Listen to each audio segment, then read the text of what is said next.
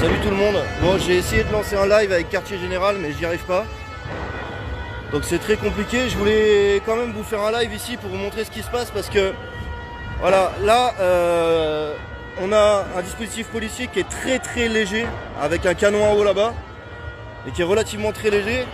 Ici on a des représentants politiques de la France Insoumise qui sont bien à l'écart depuis tout à l'heure, qui ont voulu venir me dire bonjour et qui voilà, j'ai refusé forcément. Et voilà, plutôt que d'aller avec la population, on préfère se mettre de côté. Là, je vous garantis, je vais essayer de garder un point haut et de rester là. Vous allez voir le nombre de personnes qu'il y a. Donc, je vais essayer de vous montrer ça. Je vais escalader.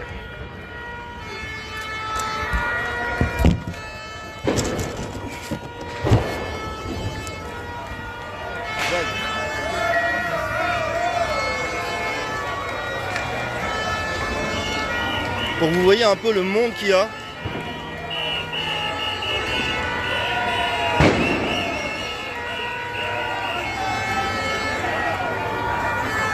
Donc là forcément il y a des drapeaux syndiqués parce que les pompiers n'ont pas le droit de faire grève. Donc ils ont seulement le droit quand c'est à l'appel des syndicats. Mais il y a aussi des gens qui sont venus sans syndicat. Il y a des gilets jaunes qui sont là. Vous allez les voir passer. On est partout. La justice sociale et fiscale, c'est pour tout le monde.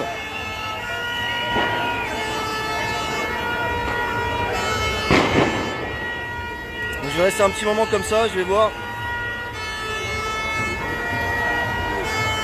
Il y a des fumigènes, il y a des canons à air comprimé. Il y a vraiment un dispositif policier qui est vraiment très petit. Avec des renforts dans les rues, mais c'est vraiment minime. C'est dommage qu'il y ait un feu rouge juste devant moi.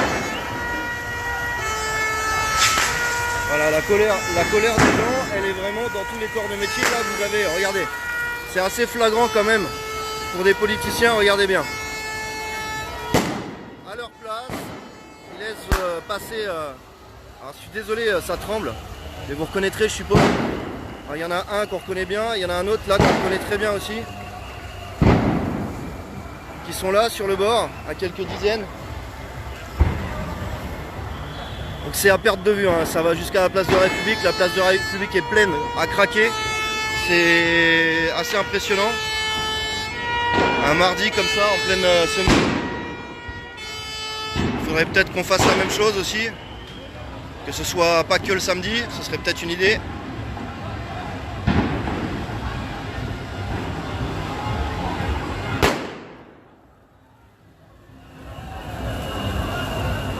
Là, le cortège s'est arrêté pour l'instant.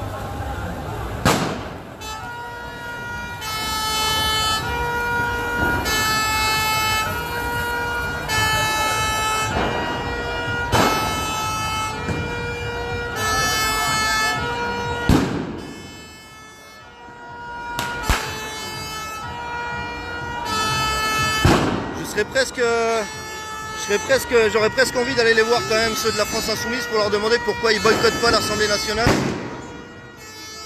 Avec les 23 éborgnés qu'on a eu, les 7 personnes qui ont perdu une main, les plusieurs centaines de blessés. Je serais assez curieux de voir leur réaction. Voilà, on les voit applaudir pour l'image. Là, les caméras sont bien présentes.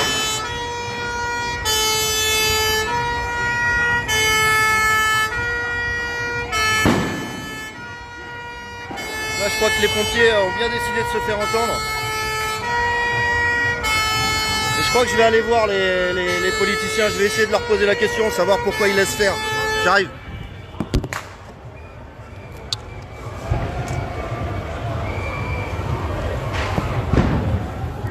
Ce sera assez marrant d'avoir leur ressenti. Puisqu'en plus on me dit que je suis de la France Insoumise alors que c'est pas le cas.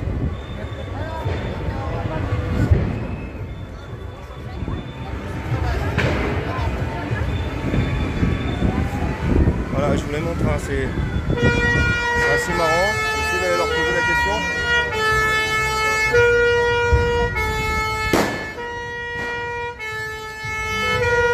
Bonjour, excusez-moi, Maxime Nicole, je ne sais pas si vous savez qui je suis en plein direct. Je viens vous voir parce que j'aimerais savoir pourquoi depuis le début du mouvement social des Gilets jaunes, vous n'avez pas boycotté l'Assemblée nationale en demandant à ce que tout le monde sorte de l'hémicycle pour arrêter cette répression, pour arrêter les personnes placées en garde à vue préventive, blessées gravement, voire mutilées. Je sais que votre groupe parlementaire et votre groupe politique essayent de temps en temps de montrer qu'il y a quelque chose qui se passe de pas correct dans le pays, mais j'aimerais savoir pourquoi il n'y a pas d'action. Parce qu'il y a des tas d'actions concrètes en réalité. Il y a des tas d'actions concrètes. On a déposé une proposition de loi pour l'interdiction des LBD 40, pour l'interdiction des grenades de défense, des LIF4 et des grenades de désencerclement. Moi-même étant à la commission des lois, j'ai interpellé Christophe Castaner à peu près chaque fois que j'en ai eu l'opportunité et l'occasion. Dans l'hémicycle, quand il y a eu la proposition de loi anti-casseurs, j'ai énuméré la liste de tous les gens qui avaient perdu un œil et une main. On a fait tout un tas d'interpellations médiatiques, politiques sur l'affaire de Steve, sur l'IGPN. La semaine dernière, j'ai organisé une table ronde pour proposer une proposition de loi sur la réforme de l'IGPN, enfin produire de la politique, faire ce qu'on doit faire, ce qui est notre rôle. Et quand on voit que ça n'a pas de résultat concret, mais quitter l'hémicycle, ça n'a pas de résultat concret non plus. Le fait de boycotter ça n'a pas un organe de politique au niveau international, ça pourrait avoir un impact très fort que des politiques disent stop et c'est non, ça ils s'en tapent. D'accord. Et nos adversaires seraient heureux qu'on fasse ça. D'accord. Ils Et vous seraient heureux qu'on se ne barre. pensez pas que rien que le fait d'essayer, ça pourrait être bien? Je le dis, ils seraient heureux qu'on fasse ça et qu'on ferme notre bouche. Le peu de fois où on est parti de l'hémicycle parce qu'on a protesté sur une question au gouvernement ou sur un texte de loi, on fait du grand n'importe quoi, etc., ça a été systématiquement au bénéfice de nos adversaires. Donc, le seul pouvoir qu'on a, c'est le pouvoir de notre parole. C'est le pouvoir de verbaliser et de dire avec des mots, avec notre manière de faire, de porter une parole, une protestation qui sinon n'existerait pas. Le problème, c'est que les week-ends passent, ça fait 48 semaines, ça fait 49 ce week-end, et tous les week-ends, il y a des blessés graves, tous les week-ends, il y a des gens qui ont une vie détruite, en plus de ceux qui ont une vie quotidiennement détruite. Et je pense qu'à un moment donné, si la politique vous voulez montrer que vous avez un impact réel et concret, il serait bien de faire en sorte que les choses soient vraiment concrètes. On sait que parler, ça ne fait pas avancer les choses. On sait que faire des propositions qui sont soit refusées, soit mises à l'écart. On a vu aussi François Ruffin interpellé plusieurs fois au Sénat, demander à ce qu'il y ait des commissions d'enquête sur la globalité de ce mouvement et pas simplement sur ce qui peut être amené comme Les coups et les coups de... voilà, il peut y avoir comme tout. Voilà. Qu'est-ce qui avait coûté le mouvement? Le problème, c'est qu'on voit qu'au final, ça ne fait rien avancer et que tous les week-ends, on est déterminé et on ne lâchera pas.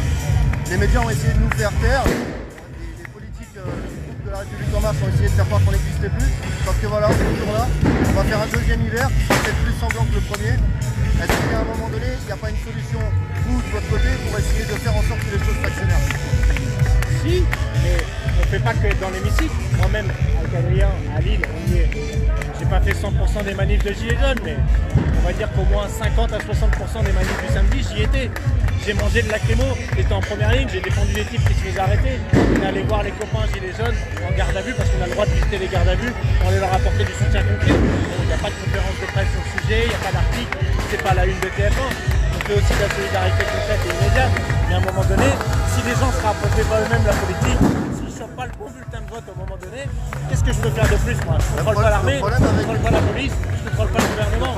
Et me barrer de l'hémicycle, encore une fois. Oui, alors c'est pas forcément se barrer de l'hémicycle pendant une loi, mais par exemple montrer, boycotter pendant je sais pas, un débat ouvert dans l'hémicycle, pas forcément là quand une loi est votée, parce que forcément quand elle est votée il faut être là, mais quand il y a un débat ouvert, un débat public, est-ce qu'il ne serait pas, sachant plus que beaucoup regardent la chaîne parlementaire et regardent ce qui s'y passe, pourquoi vous ne faites pas une espèce d'action qui montrerait que le pouvoir en place, c'est-à-dire la République en marche, est vraiment en pleine... On a essayé plein de choses. Moi-même, c'est moi qui étais à l'initiative de déposer une plainte devant la Cour de justice de la République contre Christophe Castaner dès le mois de janvier dernier. Pour intimidation et pour empêcher les gens de manifester. Voilà, la plainte a été cassée sans suite. se disent ben, c'est bon, Castaner il est au-dessus de tout. On essaye de mobiliser tous les moyens possibles, mais il ne faut pas croire qu'on a des super pouvoirs. Bah, théoriquement, là, Loïc Prudhomme qui est là s'est fait matraquer à Bordeaux par les flics lors d'un samedi des Gilets jaunes. Vous voyez qu'il a un traitement de faveur, on ne sait pas quoi. Non, là, que dalle. je dis pas qu'il y a traitement de faveur Sa dans plainte les avec l'UPN, elle est comme tout le monde dans la ville, et ça n'avance pas. On fait le maximum de ce qu'on peut faire. Voilà. Très bien. Je sais pas si on fait les bonnes choses, mais on fait le maximum. Bah, je me dis que c'est pas forcément la bonne solution, la politique, puisqu'apparemment ça ne fait pas avancer les choses concrètement. Moi, je pense que si les gens votaient pas à 24 ou 25% pour Emmanuel Macron, ça changerait les choses. Voilà. Peut-être, mais il faut compter aussi l'abstentionnisme et les votes blancs qui sont quand même majoritaires, et je pense qu'on arrive dans un pays maintenant où il y a majoritairement des gens qui ne font plus confiance sur la politique, j'en fais partie d'ailleurs, et je vois pourquoi. Je les comprends et par certains aspects ils ont bien raison. Et par d'autres aspects... C'est assez marrant que vous le disiez ça quand même. Non, c'est pas marrant, moi aussi j'ai des amis, j'ai des potes, j'ai de la famille, j'ai autour de moi des gens qui votent pas, qui maintenant se remettent à voter, puis après vont décider de plus voter parce qu'ils n'en ont plus. Enfin ça va, je suis pas en dehors du monde réel. Donc, j'entends tout ça et je le comprends, je peux même partager l'analyse de gens qui à la fin en déduisent qu'il ne faut pas aller voter. Moi c'est pas la déduction que j'en fais. Parce que la déduction que j'en fais, c'est que quand tous ces gens-là ne votent pas, à la fin c'est toujours les mêmes connards qui gagnent. Et c'est toujours les mêmes qui s'en prennent plein la gueule. Je pense que de toute façon là, si on n'a pas une 6ème République et qu'on n'a pas une modification de la Constitution en profondeur qui remet tout à plat, il n'y aura personne qui rentrera chez soi. Je suis d'accord. Voilà. Bon, je vous remercie d'avoir répondu quand même. Bonne journée à vous. Au revoir. Bon. On va essayer d'être courtois. C'est pas facile, surtout quand tu as un politique qui te dit que c'est pas comme ça qu'on va y arriver. Ça prouve bien que la politique, ils sont peut-être de bonne volonté, mais ils feront rien avancer. Voilà, j'ai ma réponse. Ça faisait un moment que je voulais l'avoir, bah je l'ai. Quand tu as un politicien qui te dit bah c'est pas comme ça qu'on va y arriver, je sais pas vous, mais au moins j'ai la réponse. Je sais pas si vous avez bien entendu, parce que il y a énormément de bruit, il y a énormément de pétards, il y a beaucoup de choses autour de nous. Bonjour. Le cortège s'étend quasiment jusqu'à Place de la République encore. C'est difficile de voir ce qui se passe parce que... Attendez, je vais essayer de faire ça. Hop. C'est difficile de voir ce qui se passe parce qu'il y a beaucoup de fumigènes. Donc on ne voit pas l'étendue du cortège. En tout cas, moi j'ai été de l'autre côté. Donc la Place de la République était pleine. Là, l'artère s'appelle... attendez, bougez pas. Je vais vous dire ça. Le boulevard du Temple. Le boulevard du Temple est plein. Voilà, on voit des fumigènes un peu partout, on voit des personnels soignants, des pompiers, des gilets jaunes, voilà.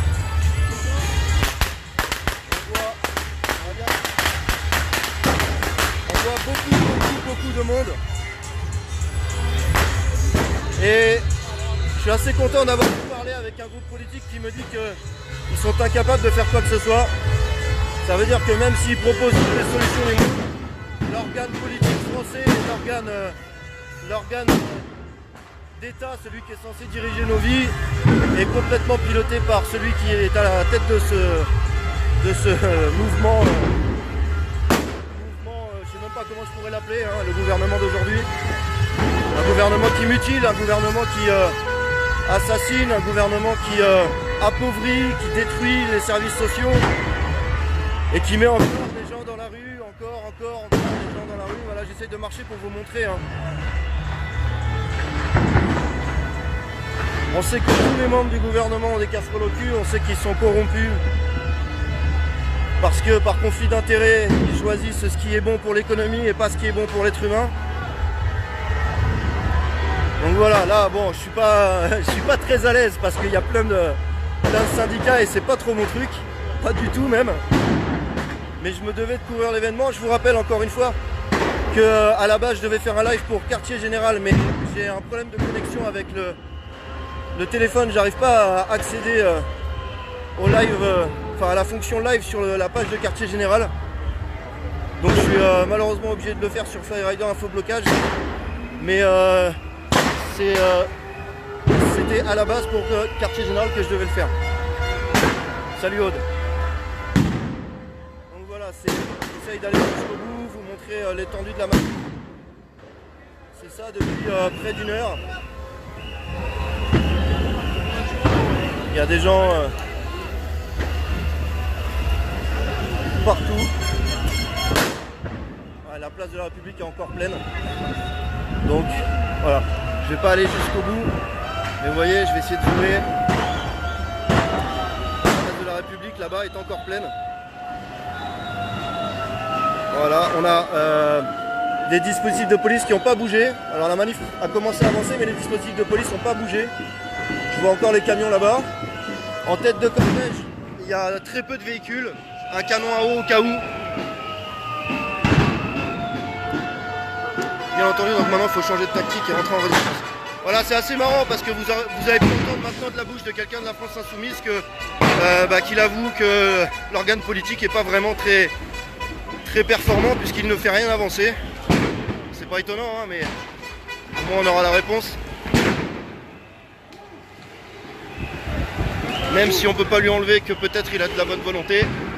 Il n'empêche que voilà, là on a un tapping.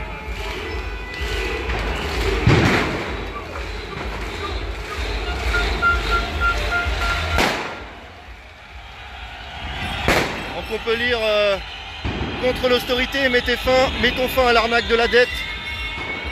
Pompiers, EHPAD, personnel soignant. Donc ça parle bien de la dette. Cette fameuse dette qu'on n'arrive pas à éteindre et qui est produite non pas par les gens qui travaillent, hein, ou les gens qui ne travaillent pas d'ailleurs, il est produit par les gouvernements